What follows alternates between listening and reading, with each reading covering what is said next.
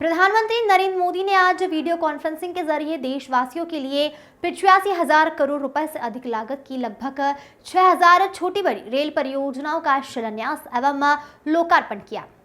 Railway की बुनियादी ढांचा विकास की इन परियोजनाओं के शुभारंभ कार्यक्रम में छत्तीसगढ़ के राज्यपाल विश्वभूषण हरिचंदन और मुख्यमंत्री विष्णुदेव साय भी शामिल हुए। रायपुर रेलवे स्टेशन के प्लेटफॉर्म पर एक हुए कार्यक्रम में लगभग 670 से अधिक रेलवे स्टेशन और अन्य स्थानों से भी वीडियो कॉन्फ्रेंसिंग द्वारा लोग शामिल हुए हैं। राज्यपाल हरिचंदन और मुख्यमंत्री साय ने स्थानीय कार्यक्रम में रायपुर मंडल की रेल विकास परियोजना के शिलालेखों से पर्दा हटाकर औपचारिक अनावरण किया।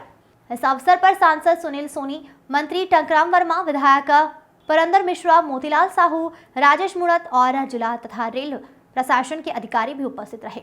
प्रधानमंत्री मोदी ने वीडियो कॉन्फ्रेंसिंग के जरिए अहमदाबाद कमांड सेंटर से हरी झंडी दिखाकर 10 नई वंदे भारत रेलगाड़ियों को भी रवाना किया, जहां छत्तीसगढ़ में लगभग 250 करोड़ रुपए की 43 रेल परियोजना का लोकार्पण एवं शिलान्यास किया। आज के कार्यक्रम में प्रधानमंत्री नरेंद्र मोदी ने छत्तीसगढ़ में भी लगभग 250 करोड़ रुपए की 43 रेल परियोजना का लोकार्पण एवं शिलान्यास किया।